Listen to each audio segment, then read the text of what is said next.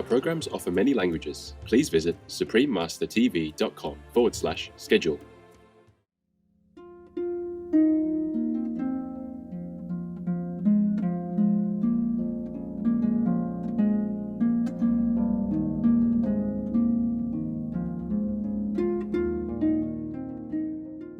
Ladies and gentlemen, it is time to experience the enlightening wisdom of the Supreme Master Ching. Thank you.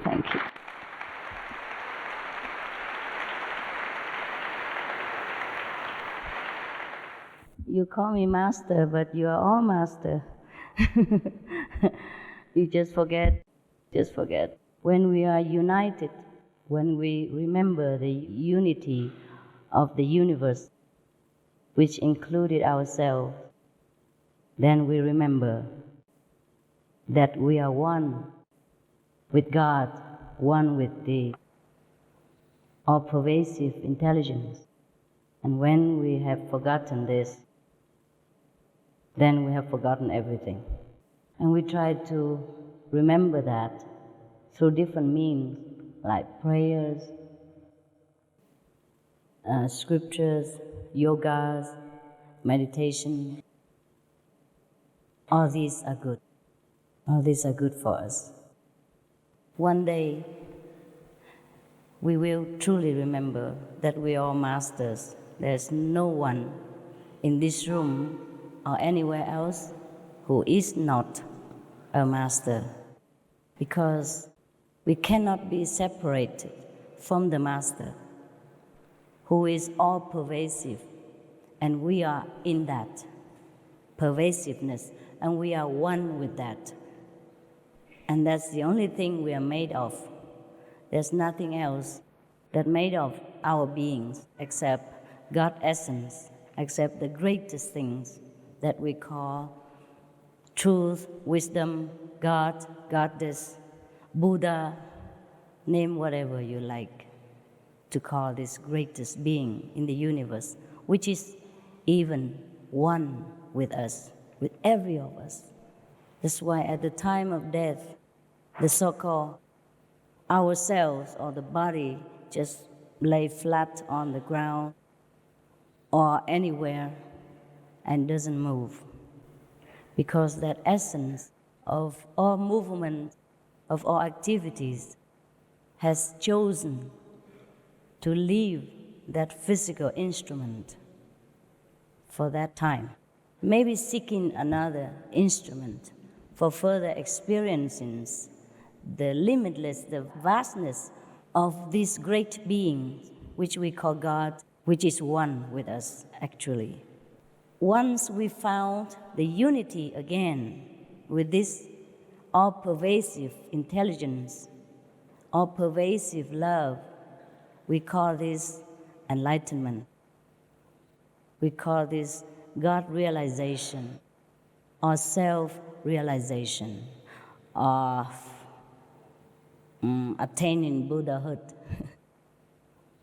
Different countries name this intelligence, this wisdom, this greatest love by different terminology because they speak different language. Otherwise, they're just one. The oneness that encompasses all things, including ourselves. And we are never, ever separated from this oneness, even if we try.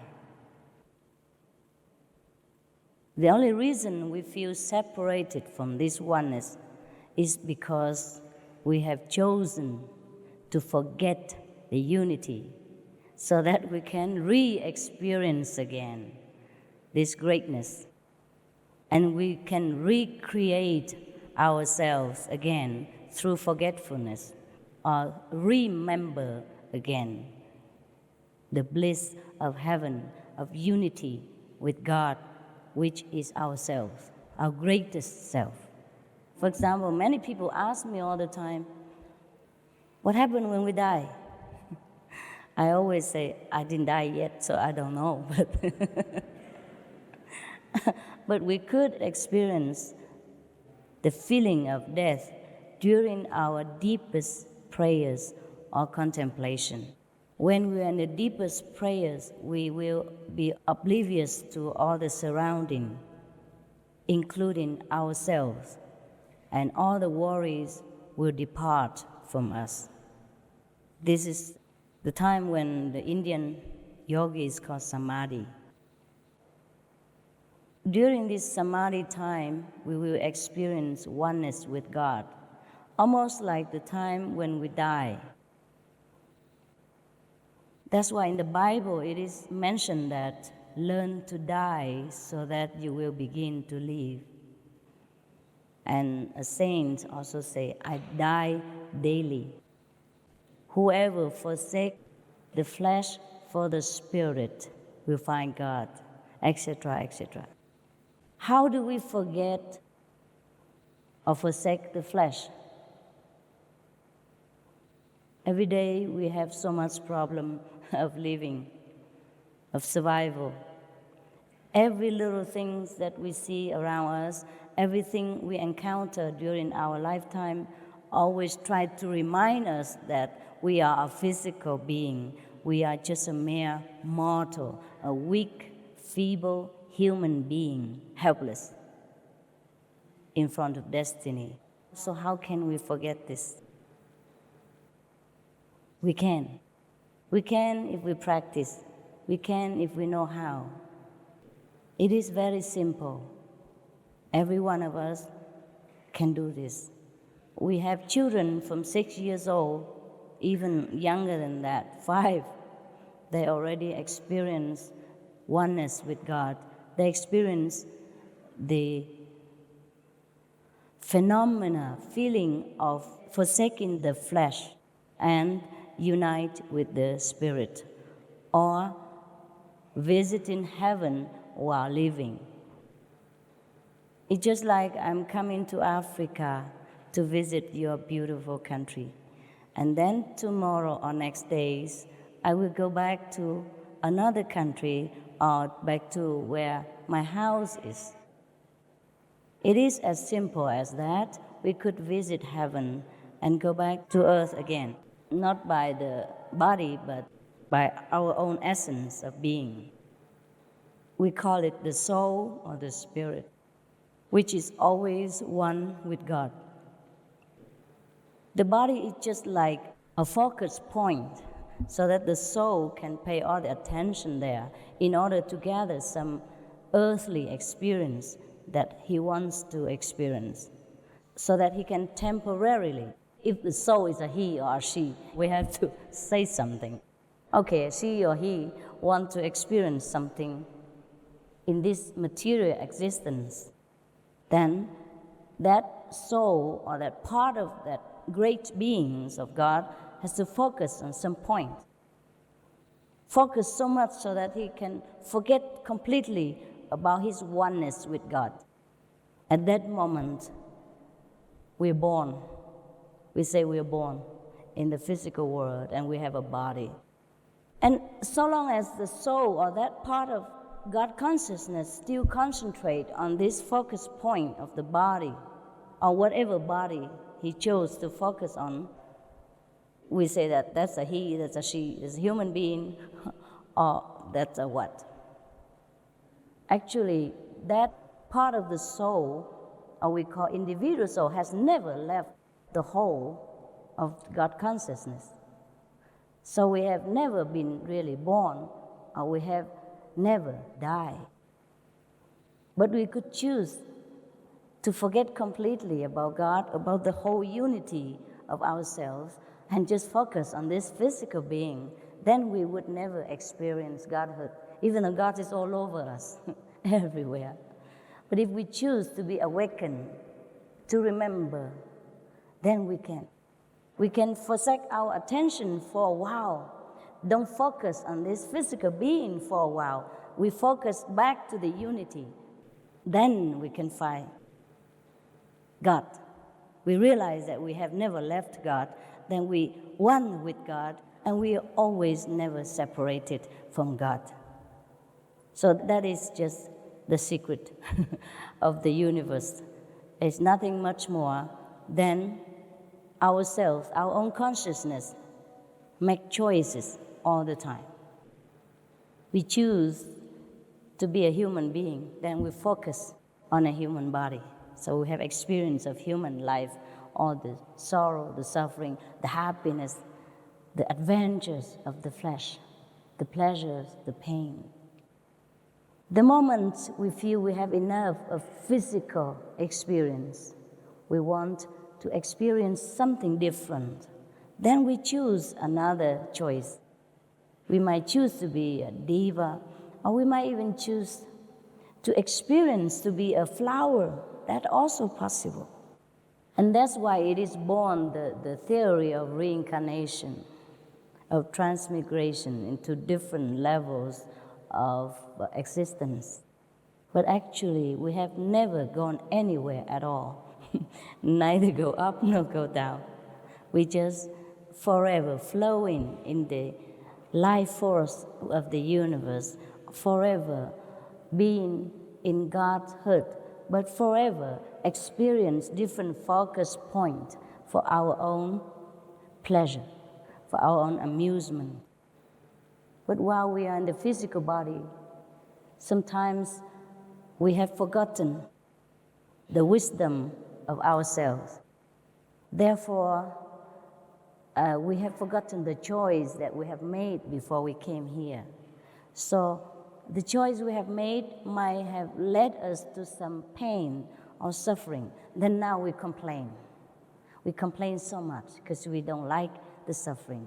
The body doesn't like the suffering. The mind doesn't like the pressure. But that was what the soul wants to experience. He wants to experience pressure so that he can appreciate again the freedom in God consciousness. He wants to choose suffering so that he can enjoy thousandfold again when he enters eternal bliss once more. That's why we are here, so that we know God more, we know ourselves more. Just like we are the king of ancient nation, sometimes the king disguise himself as a commoner and go among the people in order to understand what true citizenship is like.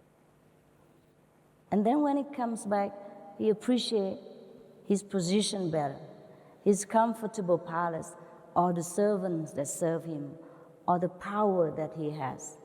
When he disguises himself as a commoner, he has to undergo all kind of hardship, all kind of ordinariness, just like every one of his subjects.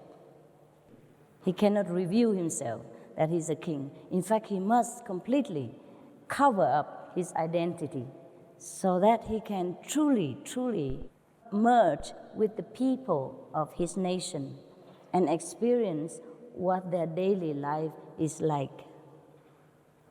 Similarly, we were once with God consciously at that time.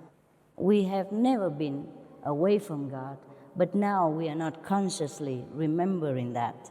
So we had enough of the suffering of this physical life. We had enough of the mundane experience. So we get bored. We feel there's nothing really here anymore for us to enjoy. We would like to know where we come from. What else is there in this vast universe of God's creation that we should experience? This is the time when we ask this question, when we wonder like this is the time we will experience enlightenment. We're ready. We're ready for it. So we came all this time to be a human being, to be different human beings. Sometimes if we have focused on one focus point or one human existence and we didn't feel we have enough of physical enjoyment of physical adventure, then we focus on another existence of another human being again. And then we continue further until we get tired. So actually, anyone who is ready can experience God's light, God's unity and enlightenment. That is very simple like that. It's your choice only. You've chosen to forget, and now you have chosen to remember. So if you think you have chosen now to remember again, then of course I'm here to serve you. Because God has given me permission and ordered me to do that. Maybe one day, after you have remembered everything about yourself, God will also say the same to you. Go, my son, go, my daughter, do some service to my children or to myself, because we have never been separated from God. Remember that. Even if you don't remember, just believe me. We have nowhere to go except inside God's consciousness. We have nowhere else except in God's house right now. Everywhere He encompasses every being in this universe. All the flowers, the sun, the moon, the star, the planets, the galaxies are all inside God. There is nothing that escapes Godhood. For a conscious soul, there is no such thing as hell, but just a temporary, passing experience that he has to go through in the course of eternity, because he has chosen to experience some so-called suffering in order to grow, in order to understand happiness again. Every soul, every little part of God has chosen to walk a different path in order to experience different aspects of God.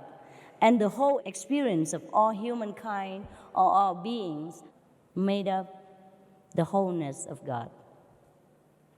Therefore, Jesus said, love thy neighbor, even love thy enemies, because everyone is earth. They have chosen to play that role only. There is no enemy. Just us, just God, different focus points to make life more abundant, more variety, more different, more colorful. Just like He made us, even so different colors, so that we can enjoy each other. Like I look like yellow cornflakes, corn, and you look like chocolate.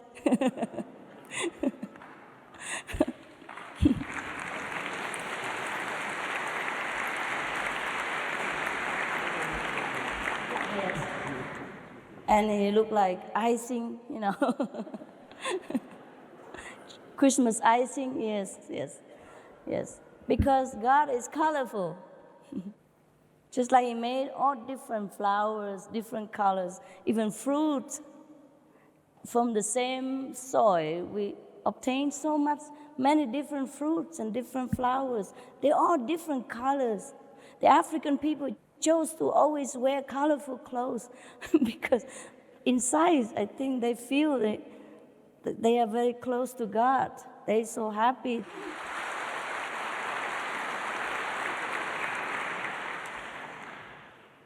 So there is not really anything mysterious or difficult about finding God or finding our true self, because we have never been anything else but God, God's essence, one with God, or God's children, God's offspring, a spark of God, a part of God. It's just like the fish in the sea is born in the sea, it lives in the sea, and when it dies, it becomes the sea again, you know, thing like that. So we have never run anywhere. The problem with us now is that we have to change our thinking. We have to change. We have too much guilty feel about everything. Feel guilty if we're successful. People make us feel guilty if we're rich even. If God gives us some richness or successful business, people make us feel guilty. Yes. If you have a beautiful wife, people make you feel bad also sometimes. Yeah. They come around and ask you, how did you get to know this beautiful woman? Or they will ask her, what did you see in that guy? Huh? You think, he's so ugly. Thing like that. Yeah, it's none of their business. They make you feel bad. Yes, they make you feel guilty if you have a lot of money. They make you feel guilty if you are successful in political or business. And the whole world is feeling guilty about so many things because we have been taught that way. This doctrine is never right. So Jesus has to come. Moses has to come to set us free. Set us free not just by his sacrifice, but by the teaching, telling you that God is all loving. Knock and it shall be opened. Ask and it shall be given unto you. But where do you knock? Yes, we couldn't even knock anymore. We're too weak. We're burdened with guilt and fear from this revenge for God. There's no such thing as revenge for God. He is revengeful. He's like us, like you and me. War God. You do something good to me or else. This is not God. Can you imagine such a God? Then we don't need to worship such a small-minded and narrow person. If he's really a person, if there is a God like that, we should not worry about worshiping him. Because he's just like one of any of the power abusing people. Even in this planet, think about it. You have children, or you have wife and husband. Sometimes your wife make mistakes, your husband stray a little, you still forgive him. You still hug him and, okay, I forgive you, don't do it again. Your kids sometimes give you so much trouble because they're stubborn, they don't listen to you, they cause you headache. You still forgive them, you still love them, and give them the best love that the parents can afford. Even money, everything, sacrifice. So how would a God, the greatest father or mother of all the universe, could be revengeful, could condemn you to hell just because you're human, you don't know any better, and you make mistakes sometimes? So this kind of fear has been inflicted upon us generation after generations. That's why we find ourselves too weak now to even believe in there is a God who would even answer our prayers. That's why when we pray, we don't pray with a whole heart. We don't have conviction that our prayers will be answered. But it states in the Bible, knock and it shall be opened. Ask and it shall be given. It is like that. It is truly like that about God. No matter what you do, he will always answer your prayers. We just have to listen. I'm going to show you how to listen to him.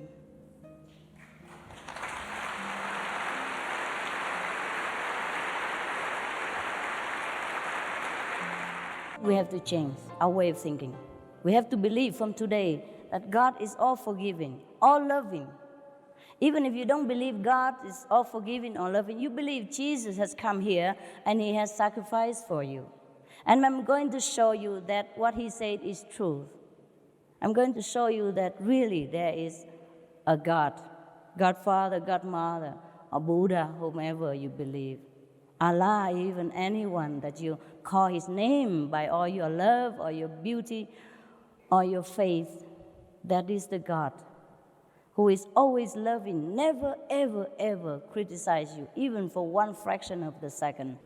Anytime you turn to him, no matter how badly you have done in your life, he will open the door immediately. That's why we call this way immediate enlightenment, because it is immediate. And every day you can re-practice again and again until you completely remember that there's only God, one thing in this life is God, and he's everywhere. And then you'll be happy. You'll be happy from the day you see his light, the first day already, maybe today. If you trust me enough to offer this service to you, you can have it right away, no problem. You will see that whatever it is stated in the Bible, it is 100% truth. Like Moses has seen God, Jesus has been one with God, so that he become, or he's always been the Son of God. But he's not the only Son of God. We are also the Son of God. God is not important. He didn't make only one son. He makes many.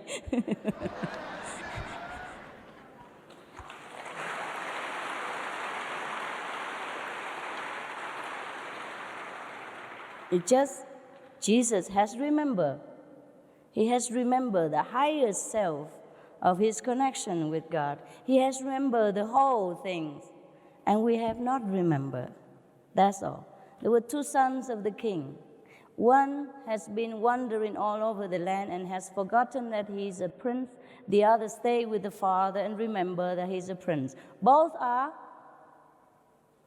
princes, yes. No difference. One day he remember, he come back, it's the same, yes. So we are the wandering sons and daughters of God. And the moment you want to go home is right there. Everything is created by thought only. For example, now we are in the physical body, so you do not understand much of the teaching of Jesus or Buddha, because it is says that whatever you ask, your Father would give to you. That means whatever you think of, whatever you wish for, will be fulfilled. But we cannot believe that, because we are so imprisoned by this physical shackle we call the body. So in order to experience the boundlessness, love, the boundlessness, the all-pervasive, unconditional, eternal love of God, we have to rise above the body. And I will show you how to do that. It's very simple. You can do that on the bus, on the airplane, in the park, anywhere. There's no condition. I will show you how in a minute. And I can show you deeper, different level of forsaking the body. If you want to go deeper, there are some things you have to know more. So it takes a couple of hours to explain to you. But the enlightenment is just seconds. The explanation takes longer. Why explanation? Because you have to do it alone at home, so you have to know everything. Yeah? So take care of yourself and be your own master. Then you don't have to call me master anymore. You call yourself master. Oh, don't even bother. We are friends. Yes. Every one of us is equal. Equal. Truly like that. Too many things from here. Slow down, please. He talks so fast. My mouth is not fast enough, because in the higher dimension, we don't even talk. And we understood each other just like I'm speaking to myself in my head. The message come through so fast, sometimes I forgot. I couldn't catch up. The reason we do not know we are one with God, and everything we wish for or remember will always be right in front of our nose, is because we are shackled in this physical body. So to rise above the body, there is a way to do that. So we can even contact Jesus, contact Buddha, contact Mohammed, whomever, the past masters who has left the physical environment and enter another dimension. So in order to see them, we enter their dimension, then we see them. It's very simple, okay? I want to see African people the most, I come here.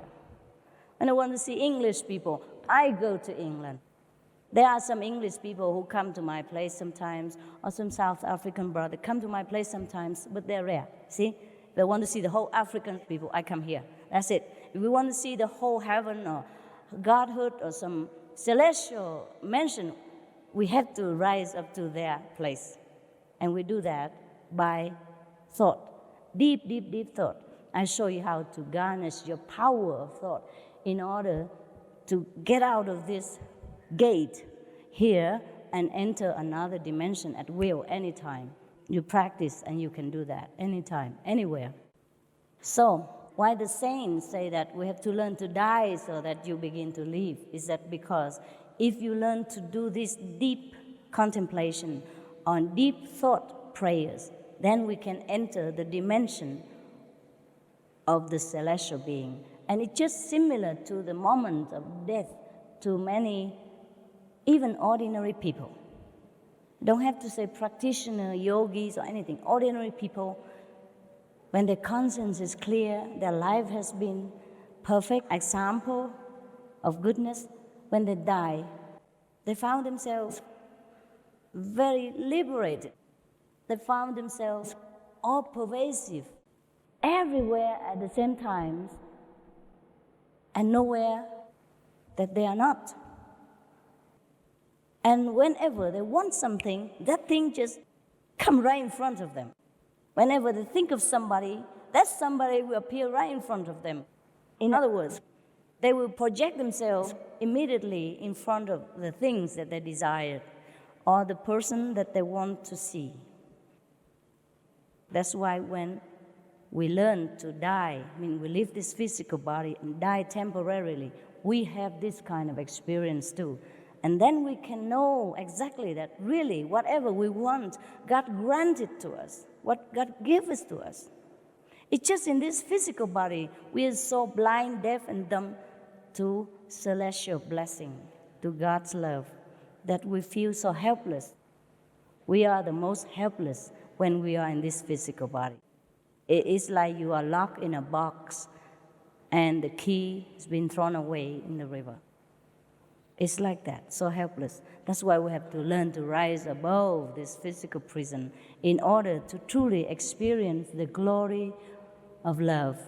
Then we will be so happy every day that doesn't matter where we are, doesn't matter how much we have or not have, we will be always contented, always happy.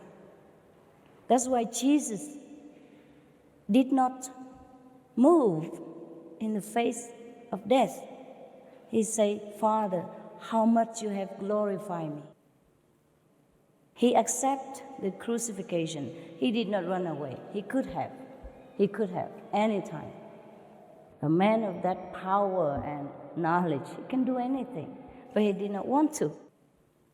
Why should he run away from something that he knows can only make him feel more glorified, more happy, more liberated?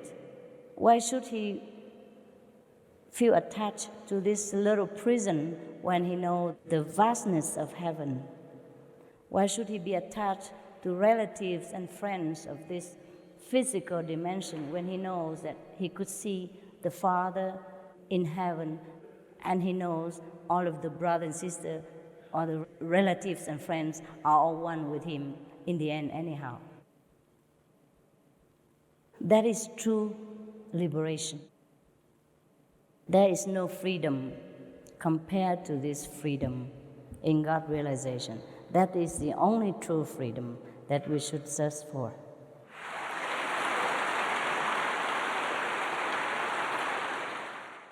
I am willing to serve you in any way I can if you think you're ready to make this choice again.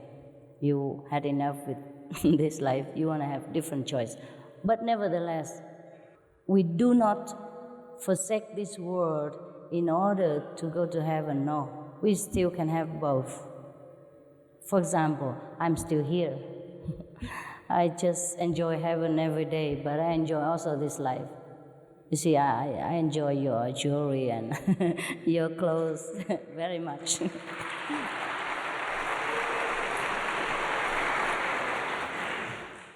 Sometimes people who are spiritual, if they choose to be successful also in this life, they can also be successful. Different masters have chosen different ways to demonstrate the love of God. Some master has chosen the way of complete renunciation, like Jesus, like Buddha. But some master has chosen to make use of the gift of God, or God has ordained them to do this.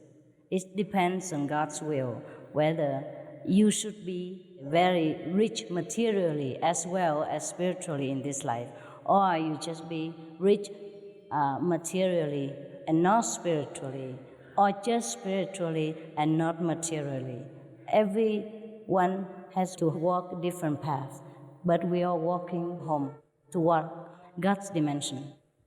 And this is what we are here for. In case you ask me what's the purpose of human being, that's what it is. And thank you very much for your attention.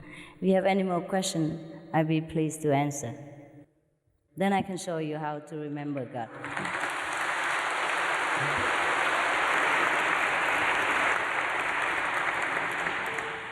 I hope I made myself clear. Yes, you're so intelligent, my God. I'm not surprised. I'm not surprised. African people are very, very spiritual. They're very much more contact with nature, very spiritual. Dear Master, what is the benefit of following a master? Is it not perhaps a better prospect to be self-determined and to follow one's own path to enlightenment and to sort out one's own karma? Actually, in a way of speaking, you call me master, but I told you already, I'm going to remind you that you are the master. That's all there is. And the karma and all that will go away as soon as you realize that you are the master of the universe, that you're one with God. But before that, if you have not completely realized this, of course, I be your friend and help you until you understand everything. And you can call me master or you follow me. You don't have to follow me because I'm not here in Africa forever. Just follow the instructions so that every day you can contemplate deeply inside and then find God. And then one day you will completely understand. You might even completely understand today. Depends on how much intense of your choice to go back to God. So you don't have to follow anybody, not even any physical or celestial being. You follow yourself. I'm just showing you how, showing you some instructions so that because it's not that you don't know, you have forgotten. Because we live in this world, we're so busy with the survivals and everything try to bury us under these worries and suffering and then make us so busy and perplexed that we have forgotten. So I have already got out of the mud. I can pull a rope and get you out and then bath you again, and you become just like me again, all clean, beautiful. How can you explain Adam and Eve? Should I explain about them? Look at yourself and you know. Look at ourselves.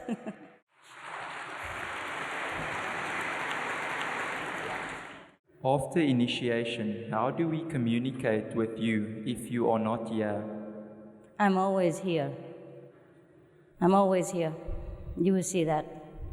Sometimes you see me in your house. If you concentrate enough, yes. Besides, you can write to me. Can email, write letter. Nowadays, very convenient. But the best communication is inside, because we will be reconnected again with the whole universe. So whatever problem you have, the whole universe knows, and of course I know, because I'm also connected in a network. So whenever you ask something, you have the answer right away, okay? But in case you're still not sure in the beginning, you can always write to me. But the answer is always inside, yes. There's a connection, yeah? 24 hours telephone service, no charge. Yeah, that's a wonder of being enlightened. Because the teacher has to be physically present every time with the disciples, then it's not convenient, it's not powerful enough.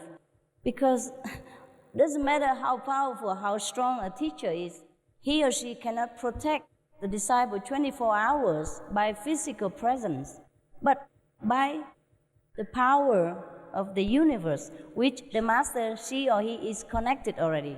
I am not myself. It's not the physical body now that will be protecting you. It is a connection with the universal power through me that will protect you. That's why everywhere you are, that power knows and protect you and answer your question. You will not knock and it shall be opened, ask and it shall be given.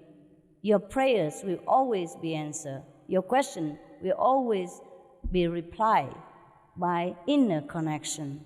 And that's the wonder of being in this enlightening ways of life. Otherwise, what's the use having to even find a master through rivers and ocean again? And how long can you stay with her or him? Yes, even the master after initiation will continue, protect and guide you after the master has departed from this world. That is the meaning of being a master. Otherwise, you should not be a master. It's a lot of work. Will we master the art of clairvoyance with the third eye? Oh, that's nothing. It's just a little child play. You don't aim for that. This is not the goal for you. Of course you will see things. You see everything. But you see the whole universe. Not just a little thing here and there. Not just your future and your past. You will master the whole life force. You will master the whole universe. That is the goal. I want to understand the Bible. Is that it? Yes. Well, then study it. Read it. Yes, I know. It is difficult to understand because a lot of stories and terminologies in there are kind of mystical. Yes, unless we have the same level of consciousness, we find it very difficult to understand. So just get enlightened, yeah?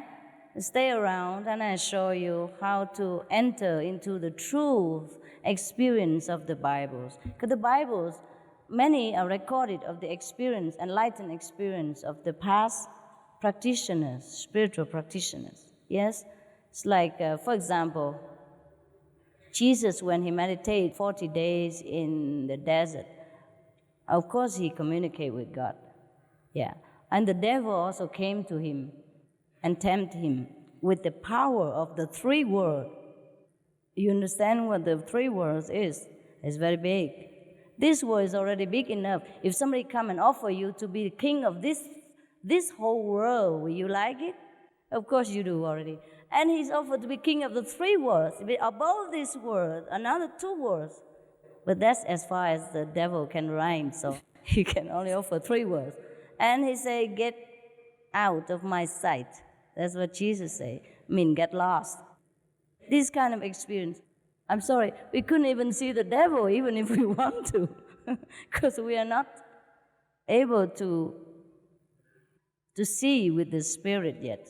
So in order to understand what Jesus have experienced, even to say to the devil, get lost, we have to study what Jesus has teach us. Walk his way, meditate like him. Go in the closet, meditate, pray in silence, pray properly. Let your eyes be single so that your whole body will be full of light. I will show you how to make your eyes single, how to find that single eye here so that you can see heaven. You can see the truth life, which is cheated on us because of all this physical appearance. We are cheated. We did not see the true life. But we can if we use the true eye. Then that's why I came here. I will show you later. Master, is it important to be a vegetarian to be enlightened? It is important. It is important. Because first of all, we have to practice love in order to beget love. In order to be all-pervasive, loving like our Father, we have to love all beings. And that is the meaning behind the vegetarian diet. It's not to be healthy or not because Jesus says so or Buddha forbid. It's just we have to be love reincarnate. We have to be the walking God on this planet. We have to live like God would live. So in order to be near God, God doesn't punish us. It's just like beget like. If we want to be near to something, we have to go there, the same direction. So God created all beings and let them die naturally. So should we. If we couldn't create, at least we do not destroy. The commandment in the Bible is, thou shalt not kill. It didn't say you shall not kill humans only. It says thou shalt not kill. Anything killed is killed.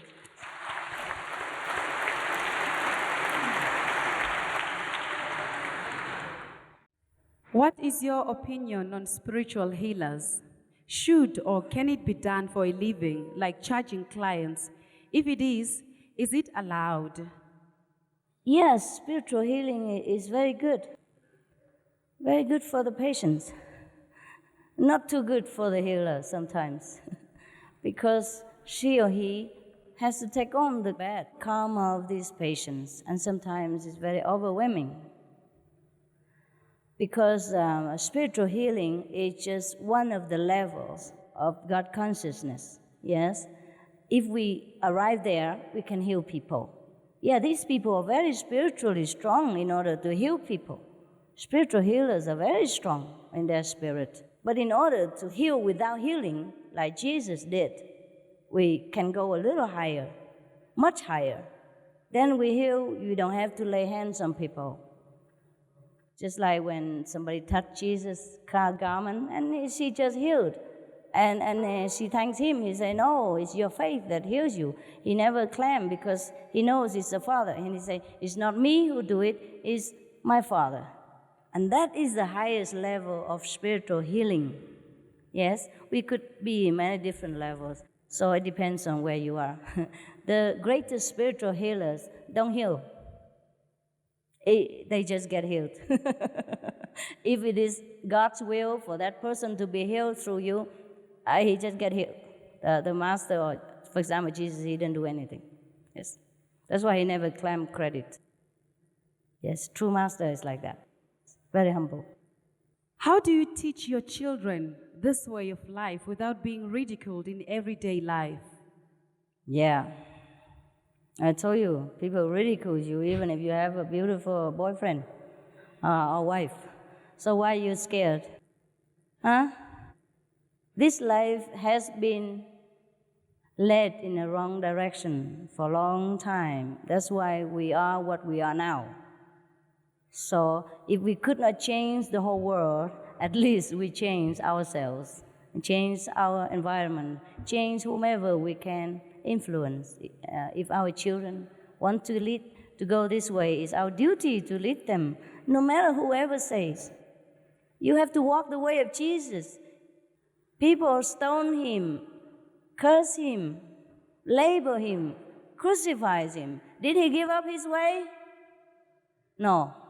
So, we are Christian, we are whomever, we walk the way of God. All right? And we have to be an example to other beings. We cannot follow them because they're erring already. They're mistaken. You must be the torchbearer. You must change. And somebody else might change also. They might not accept at first, but they come home and think about it. Oh, this way seems to be better. And then later they say, oh, it is definitely better. Okay, I follow. See? That's why we still follow Jesus now, 2,000 years later, because that's the only way to live our life. We follow, but we don't practice. We should practice more. Yes. Is God within us? Is the subconscious mind? If not, what is it exactly? Yeah, God is within us. It's a consciousness. God also without us. God's everywhere. God is yourself. I want to feel the power of God, but I don't know how. Can you help me? I want to be strong and faithful. Yeah, only when you see God, then you can be strong and faithful. You cannot believe something you don't see. I'm sorry. I show you how to see God, then you can believe him. All right? God is light. God is the love you will feel during the contact with him, during your meditation, during the time that you reserve for him. And then later, more and more, every day, every minute, you will feel his love. Even without meditation. Even when you're walking, when you're driving, you will feel that you are one with that love. That's a wonderful feeling. And that's how we can believe. You see? That's how we can believe. How do you see that God is with you? And when do you feel that the Holy Spirit is with you? I feel it all the time. How do I know? How do you see? What I see, I cannot tell you, but I can show you, but you can see the same. Yeah? Because what I drink, you don't know. What I drink, you cannot taste. What I eat, you cannot feel full. But I can offer you the same meal, same juice, then you can understand. Yes? I wish God is a physical flower, I can show you. But God also in the flowers. God is in here. You can see this is the physical manifestation of God's beauty. This is a physical manifestation of God's beings. Yours are the physical manifestation of God. So if you want to feel the physical aspect of God, then touch your neighbor, hug him, kiss her. That is God in physical realm. But if you want to see God in an abstract form, in light, in splendor, in heaven, then I have to show you in an abstract way. You understand? There are two ways, abstract and physical. Physical, you see already. Abstract, I show you. Yeah? Later, when we have time together and sit quietly, I show you. I will tell you what to do and where to see God. It's very quick. Yeah? How do I know? If I love somebody, do I know? If I sit here in Africa, do I know? To know God is like that. Very, very clear. There's no mistake about it. I just can only show you by yourself. But I cannot show you in physical because this is a different aspect of life. Okay? Yes. Master, I ask you to show us what is the right way of praying. Yes, I'll do that. I'll do that. That would take a couple of hours of explanation. But the enlightenment is fast, and you can experience every day the same, or higher and higher. I'm here only for the one who's ready. How different is spirituality from your method? Is God with us or a part of us? How or what will our experience be during our initiation? You see God. You see the aspect of God, which is light, which is different like melodies of the universe. The way he speaks to you is not in human language. He speaks in a melodious voice, like the sound of water. It's mentioned in the Bible that he speaks like thunder, like the sound of many waters. This you will experience, and more, because the Bible don't record everything. You have too much experience. You can write 1,000 books, never enough. So one Bible is not enough. But at least there's some reference. Like Moses see God as big flame, yeah? St. John enter the third heaven and hear the trumpet, things like that, etc., etc. You will experience. You will know it.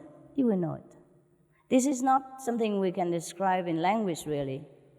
You just know it when God's presence is near, or when you contact, when you remember again. He's always near, just remember, yeah. The world is in a crisis today. Wars, pollution, disease, etc. Have we collectively created this crisis just so we can experience greater glory? Yeah, but we could have done better now, since we know better. It was a mistake. Now we have to repair it, yeah? We can't just continue making mistakes forever and say, okay, I'm creating all this so that I can experience heaven. Yes, there's a part of creating havoc and there's a part of creating heaven, so we have to balance it.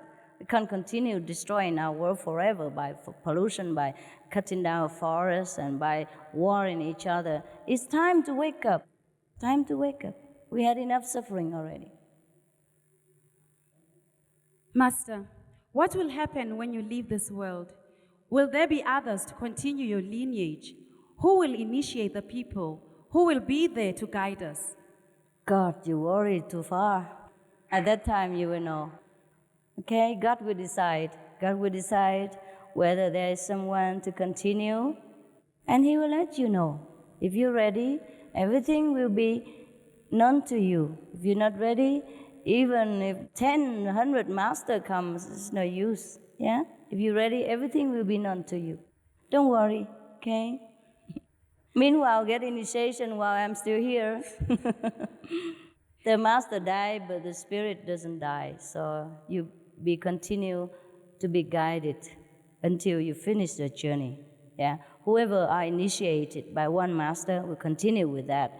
Doesn't matter if the master passed away. And the new one will come if God decides so. Yeah? In the Bible, it is written, repent from your sins, then your prayers will be answered. My question is, how will God answer the prayer of a sinner? Your question is a little bit less complete than it should be. And this is the part when God talked to the people who kills a lot of animals for offering. So he say, who told you to kill all these sheep and he bullocks to make offering to me?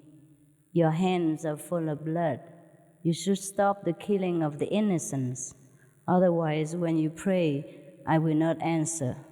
When you request, I will turn my head away. So that is in that section. So actually in the Bible, it mentioned also that we should not even kill to make offering, let alone to eat. Yeah, because God created them for our pleasure, not to kill.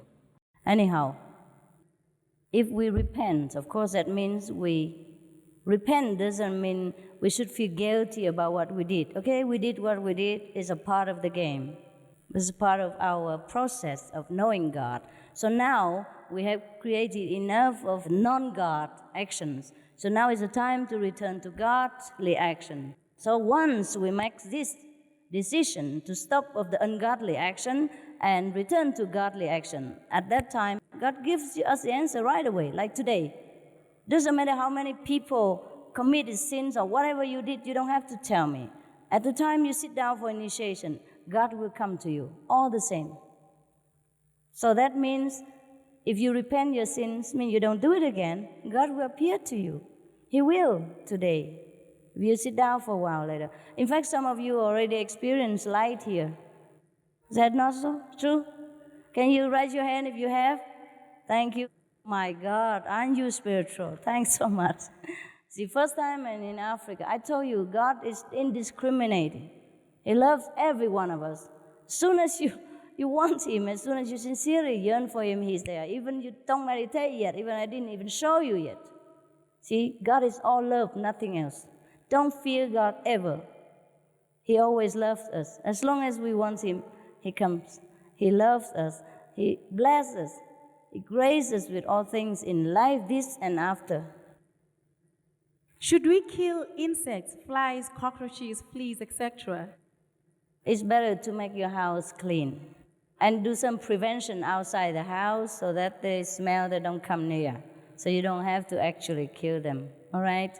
Because God doesn't punish, but your conscience feel bad. When you kill something, you feel, oh my God, he's so little, so helpless. And I kill him just like that. Even though you don't feel it much, your conscience will awake at night sometime and feel something biting you, and that's the ants. Or the cockroach coming reminding you, you shouldn't have done that. Yes. Can you explain what are dreams or dreaming? Okay. There are three kinds of dreams. One is some like a clairvoyant kind of warnings or prediction of the coming event for you. That is when you're in very deep sleep and more aware of your future or the past, okay? Another kind of dream is that whatever you wish in the daytime or you think of much in the daytime before you sleep, it will appear in your dream, just a leftover of the impression of the daytime. And the last kind of a dream is just nonsensical, whatever, no meaning. Just collect all kind of garbage in your brain, and when you sleep, it's too full, it just like leak out, yeah? In the Bible, we read that Abram's sons slaughtered animals for their father. Was it a sin? In the old time, people believed to make offering to God, all right? Even now, they still do that. They even slaughter animal to offering to the God within their body every day. Anyhow, people has different way of life, different choices to know God. They choose to do it quick, they choose to do it slow. For those of you who really get fed up with this life and really want to know God, nothing else, then go get initiation, full. See? So you decide now which choice you stay with or which choice you continue, or next perfection you choose. Yeah? Next choice, or stay with this choice. Jesus Christ fed 5,000 people with bread and fish. Fish is meat. Was that a sin? Jesus also helped fishermen get more fish. Was that a sin? No. The sin is we did not understand him. He did not eat fish. He did not feed fish either. We also eat fish every day, but it's vegetarian fish. We also call it fish. We call it hamburger. Sometimes we call veggie hamburger. Sometimes we're lazy, we call it hamburger. We have things like chicken, we have things like steamed fish. All these are vegetarian. It tastes delicious. And if you are a non-vegetarian and the first time you taste them, it looks like a fish, it tastes like fish, you probably do not know. If we tell you that it's fish, you would believe it. If we tell you it's a hamburger, you would believe it. So Jesus was a descendant of a clan that has been always vegetarian for thousands of years. If you want to do more research about the Lord's life, you better take more time. And also he went to study in India for 13 years. That's the missing gap in the Bible that you couldn't explain. And if he studied in India, all the yogis there, the master eat vegetarian. How can he eat meat again? That's the two factors you have missed. Of course, the Bible cannot record everything for you. You have to do some research. Yeah, the church don't want you to be lazy and put everything on the table. You have to be creative and long for. If you long to know the life of Jesus, you have to research yourself, read more books and history and facts and more new findings and all that. Yeah? Anyhow, the fishermen, Jesus recruit. He did not tell them to fish again. He said, come, I teach you how to fish men. No? Yeah, it says, put down the net, I teach you how to fish men. Okay? But since they are fishermen, Jesus used the term as a fisherman sometimes to talk to them. Just say, okay, today we catch a big fish. Means I have a good person to get initiated. We say the same thing sometimes. Also, why do I understand all this? Because I have direct teaching. If you want to understand, you also need the direct teaching. I told you I will show you how to get direct teaching from Jesus. Then you can argue with him and he will tell you he doesn't eat fish. A poor master. Yeah, everybody tell him he did that, he did this. He tell you different, but you couldn't hear. So similarly, you remember how difficult it was for Jesus, how many people harass him and persecute him and his disciples? So they have to talk in code, yeah? So today we have a big fishing time or something like that. Oh, let's go out fishing. Because if he really need fishing, he wouldn't tell his 12 disciples, say, come, forget it, I teach you how to fish men. Now you know, okay? Thanks.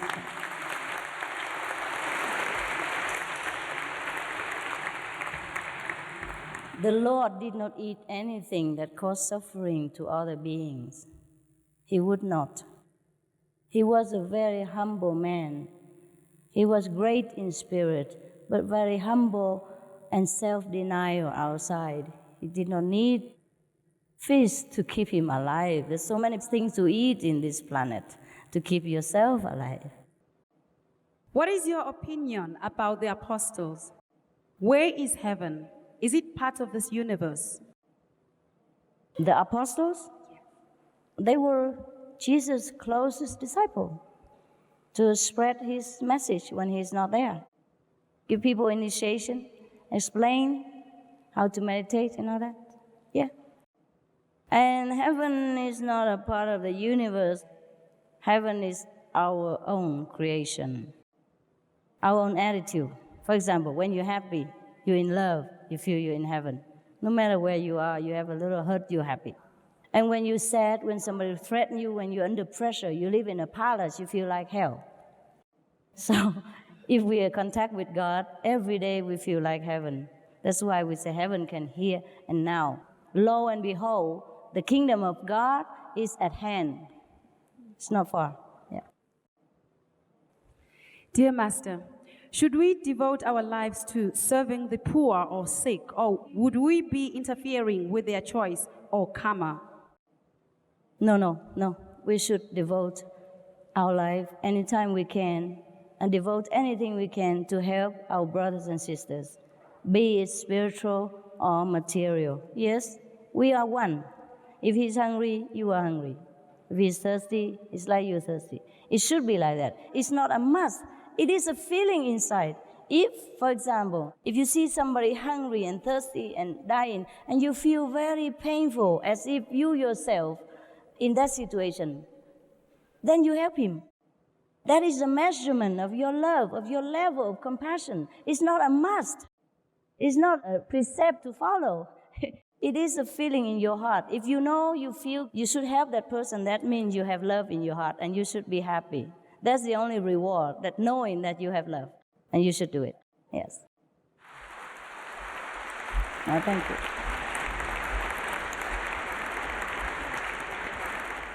I feel a lot of love, but trapped inside me.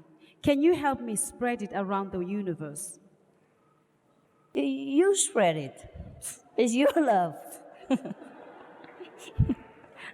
If you love, do something. If you love, just like if you love a boyfriend or girlfriend, tell him you love him. Do something for him. Give her flowers, hug, kiss, do whatever. So the same, if you love all human beings, then do something about it. Do something you think that would let people know that your love. Shower them with your love. Do it. You know what to do. You have God inside you. Do it honestly with your feeling. Everyone do it differently. I cannot tell you what to do. Okay?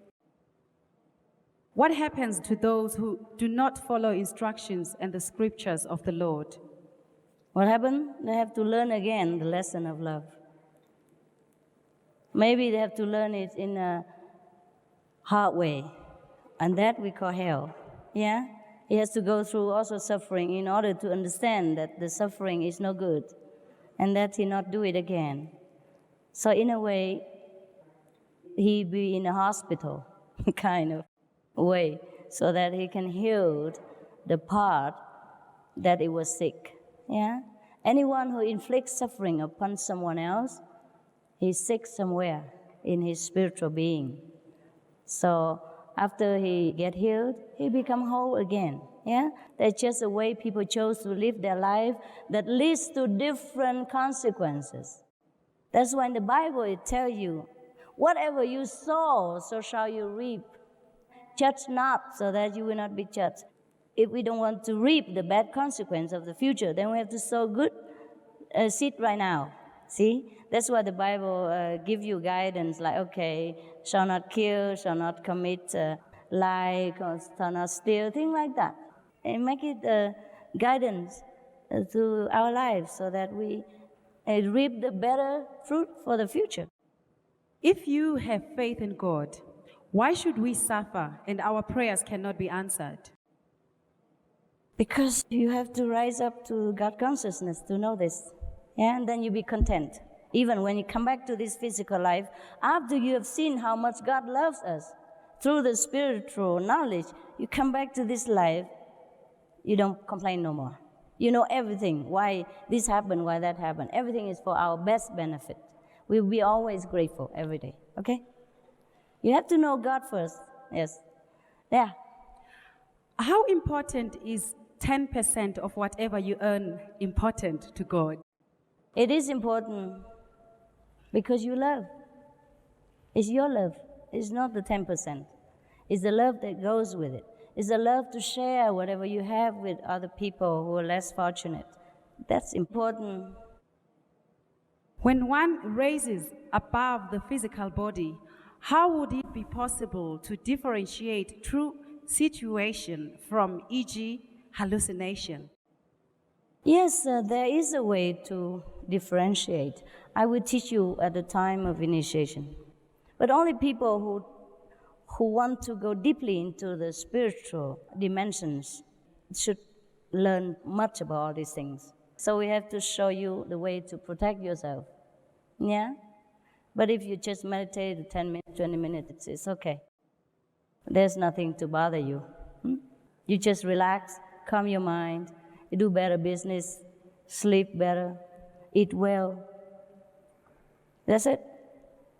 Know God now and again. There's no danger, okay? Is it necessary to attend church every Sunday so as to be reminded, or one can still remember oneself by communicating with God by heart? By heart, yeah, if you can. If you can communicate with God by heart, you can pray in the closet, the way it is stated in the Bible, yeah? The church come after Jesus. The church is an organization that gather people who have faith in God and who want to pray together. It's similar to like our group. Every Sunday we gather together in one place. It could be called church too, but we call it a meditation center. And we meditate the whole day that day, just to remember God intensively, more than other days, because we're always busy every day. So that's the meaning of really going to the church every day, to get more communication, deep communication with our true self, with God. And it's stronger when you meditate together. If you want to sleep, you see the neighbor is sitting straight, you feel ashamed, so you also sit straight. That's the purpose. And you help each other in collective energy. But if you already know God, everywhere you sit is a church. Yeah? You should go to church every day inside, not just Sunday. I want to know, where is the true secret of God? And being a vegetarian, can I smoke marijuana? I know what you try to say, yeah. Anyhow, where is the true secret of God? That you have to find out. I will show you how to find out, but you have to find yourself. Yeah? I can't explain God in the physical terms. The more I explain, the more I mislead you. Yeah, I can show you God. That's all I can do. And marijuana, as far as I'm concerned, is not really necessary for your vegetarian diet. So do not include it in there. It's not a very conducive vegetable to your meditation. So please refrain from using it. All right? He also wants to know if he can eat marijuana then. You're so hungry. My God. So much vegetable. You don't have enough? I advise you to eat tofu, okay?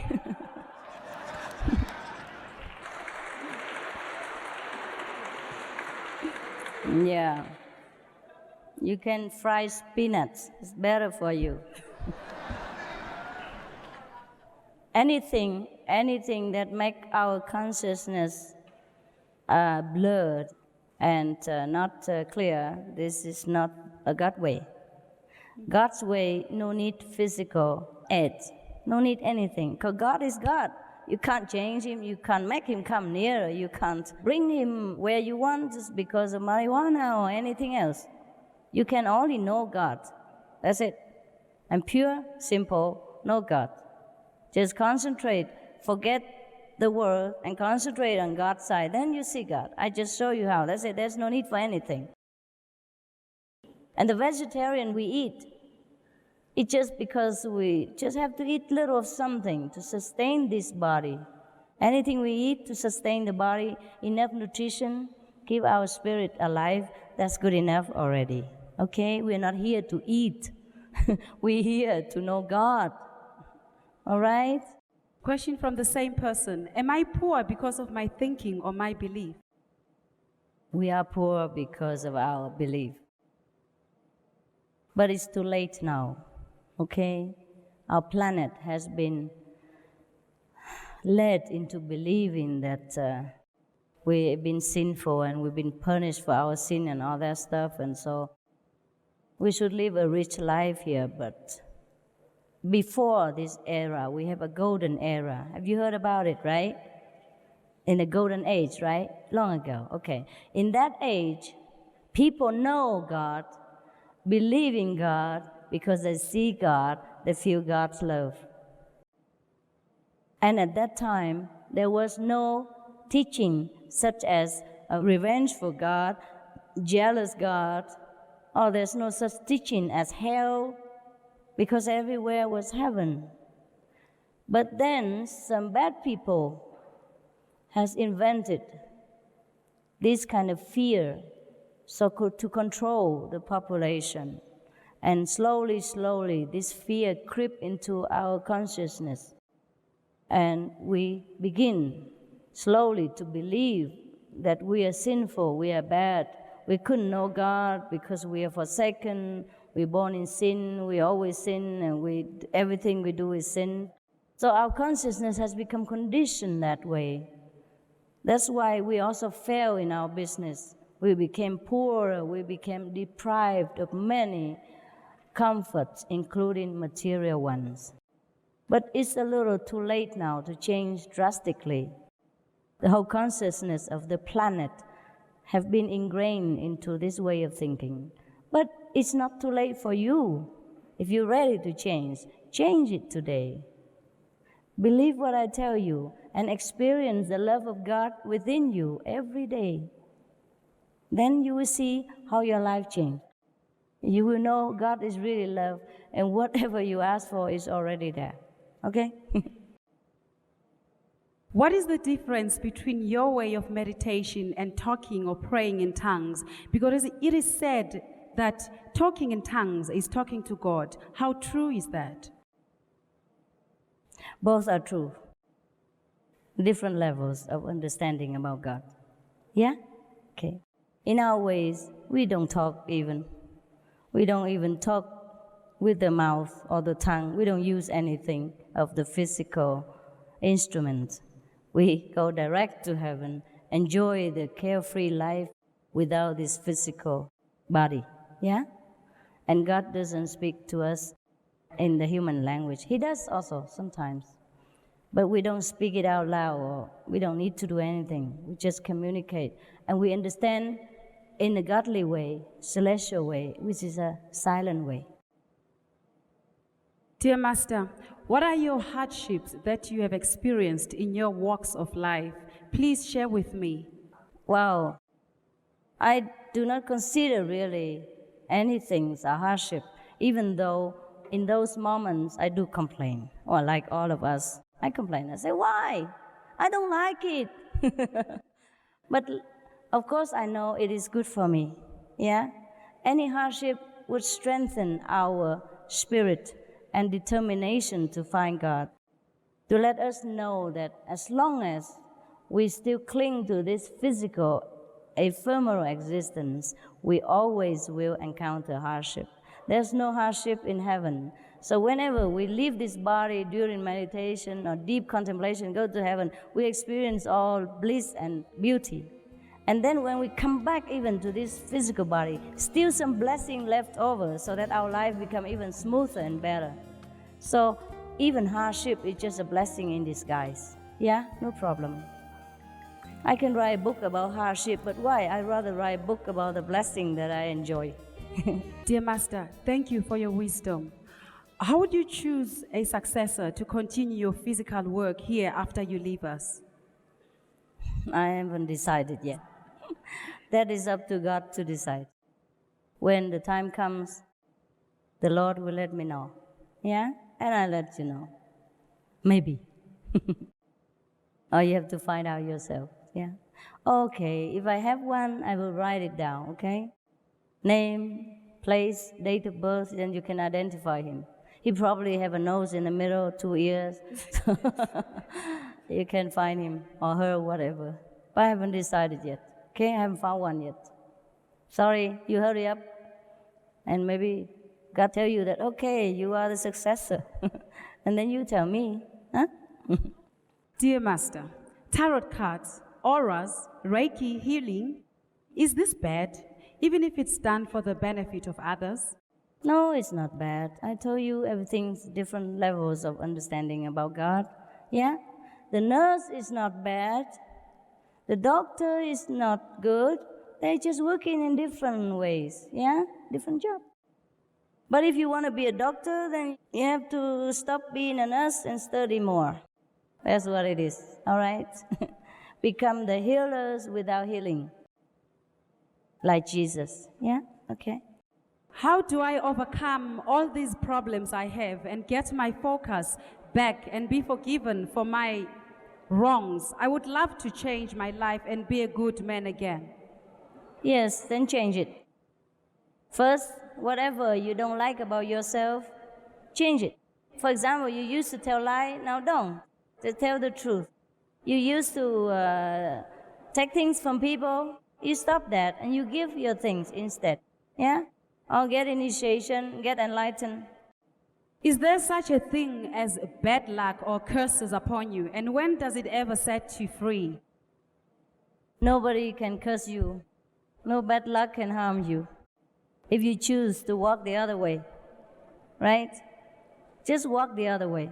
Walk the way of God, then all bad lucks will leave you. But sometimes, because the bad karma you have already created, so the consequence still linger for a while. Okay? Just bear it. We don't live here long. Don't worry. Why can we not be initiated and be unrestricted? Why can we not eat meat and drink alcohol? So you want to be a flesh-eating God and drunken God? You already are. If you eat meat now and drink wine, you're already a drunken God and meat-eating God already every day. I thought you want to change to something different. You already are God. But if you want to change to a higher level of yourself, then have to live a little of this lower kind of substitutes to find a more noble, higher intoxication in the love of God and more refreshment in the flesh of Jesus, the spiritual flesh of Jesus. There are many religions, such as Christianity and traditional African religion. Which is the right religion for Africa? Also, by practicing other religions, does that anger our ancestors? No. Every religion is good for Africa if you believe in it. All right? I'm just showing you the way to truly contact the source of your religion. There's only one God. And people find different ways to go to Him. It's just sometimes they get lost in the maze. So I'm here to show them where to go the shortest way. Yeah, I don't come here to change your religions. And your ancestors will never be angry with you because they will be liberated through your enlightenment, through your blessing. Thank you for coming to South Africa and bringing your love and peace to our people. I hope that your endearment is passed on to our people in South Africa. I hope so too. Thanks so much for your love. I think so. The South African people are so enlightened, so intelligent. I think we understand each other perfectly. Yes. Everything is free. Please tell us who sponsors you. I earn my money. I'm a designer, don't you know? Oh, you see, we didn't bring all my creation here, but you could see some in the picture. I design jewelry, design clothes. I don't wear my own today. I wear yours in respect of your country.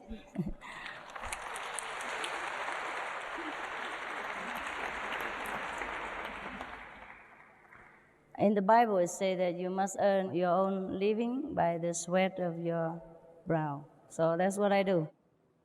Yeah? Apart from sharing with you the blessing that God has permitted me to do, I have to also earn my upkeep for the physical needs. Yeah? I need transportation. I need car, I need airplane ticket, etc. So I earn the money just like you do. And I share whatever I have with other people. Yeah.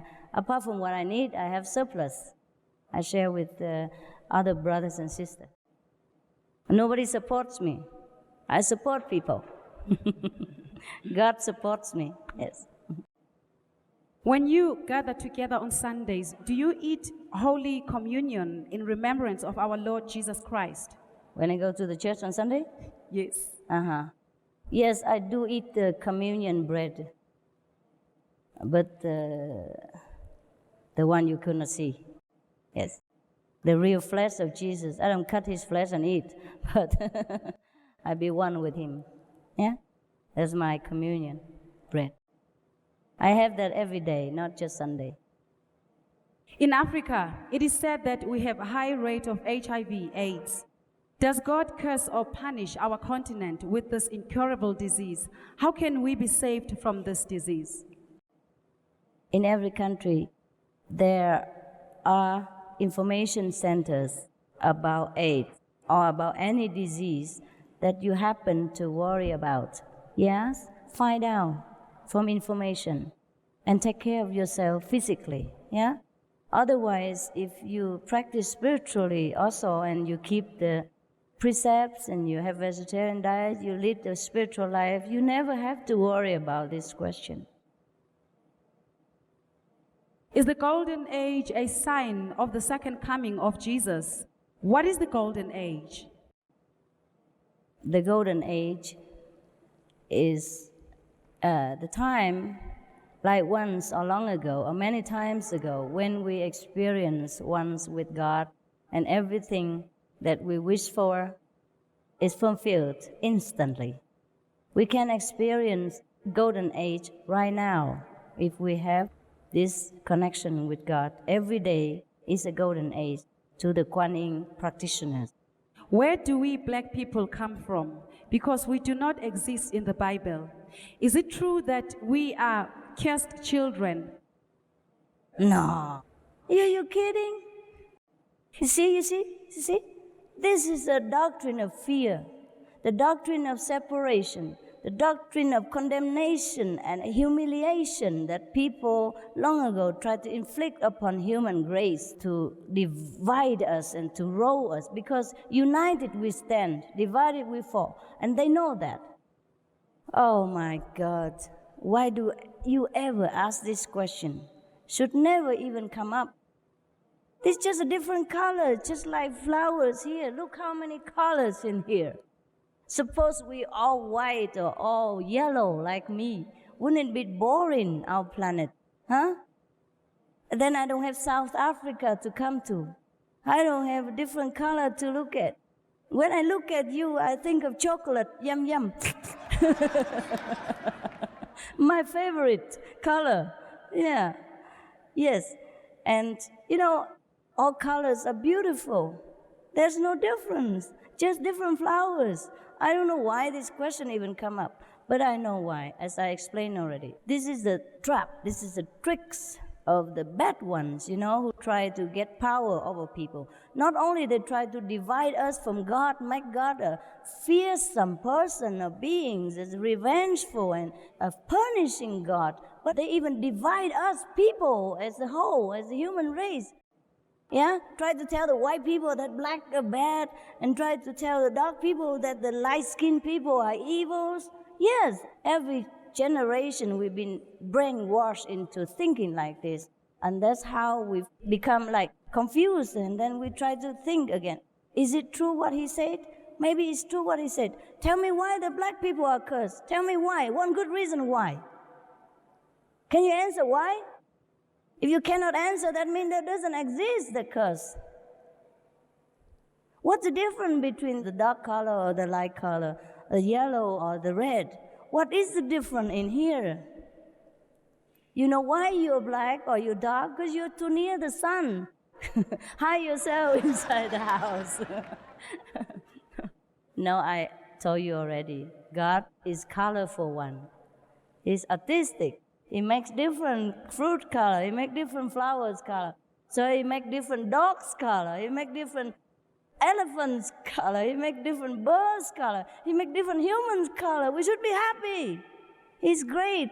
We are great. Anyhow, I like chocolate, so I don't care.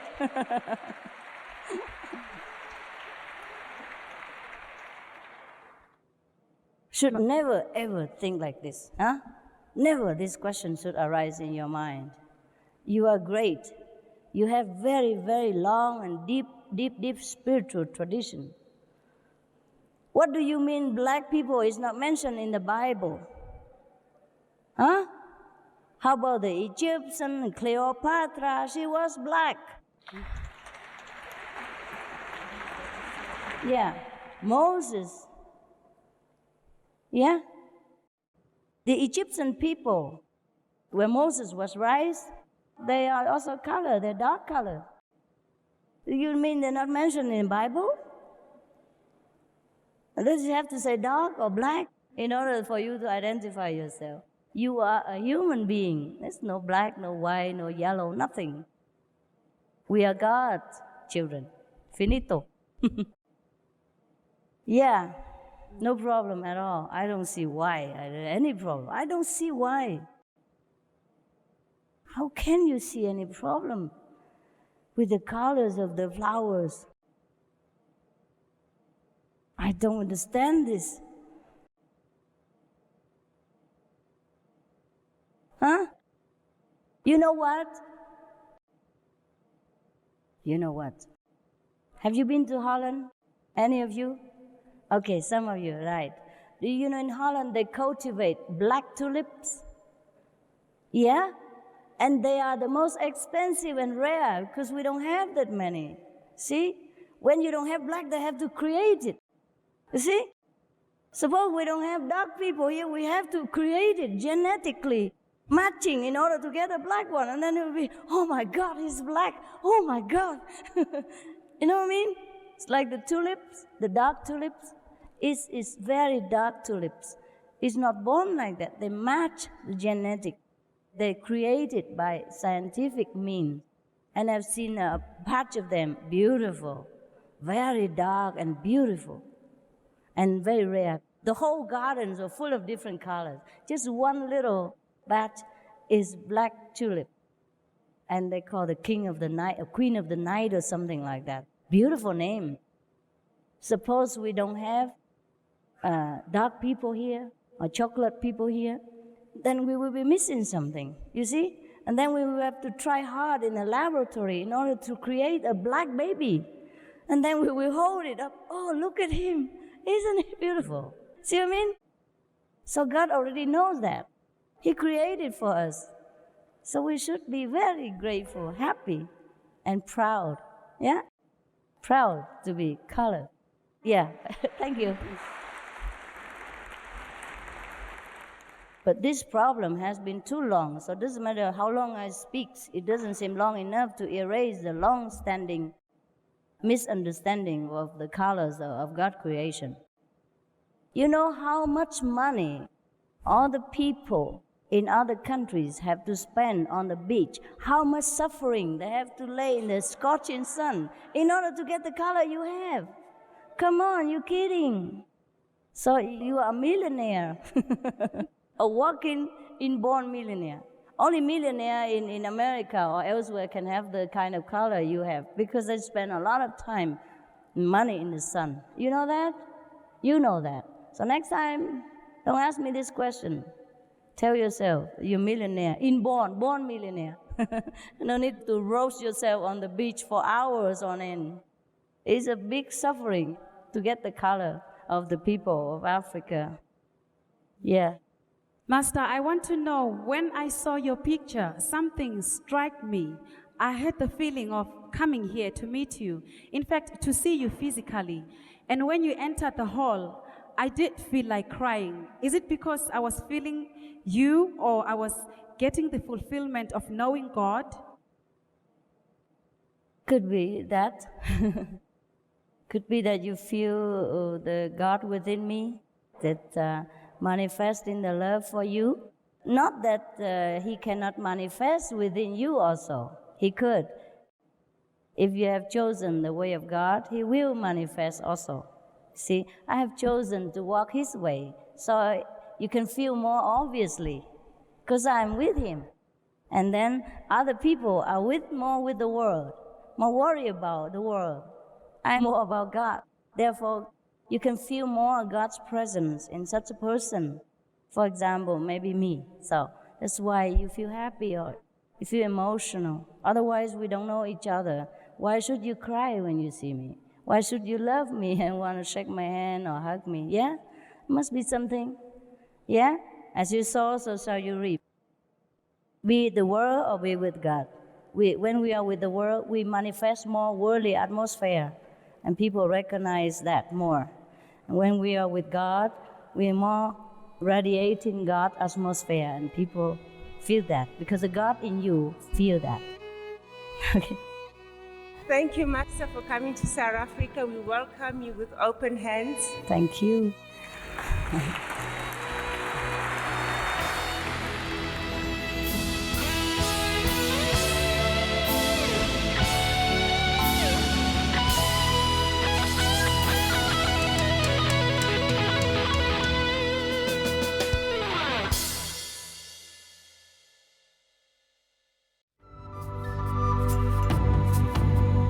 Our programs offer many languages. Please visit suprememastertv.com/schedule and suprememastertv.com/WOW. Nos programmes offrent plusieurs langues. Veuillez visiter suprememastertv.com/schedule et suprememastertv.com/WOW. Nuestros programas ofrecen varios idiomas. Visiten suprememastertv.com/schedule y suprememastertv.com/WOW.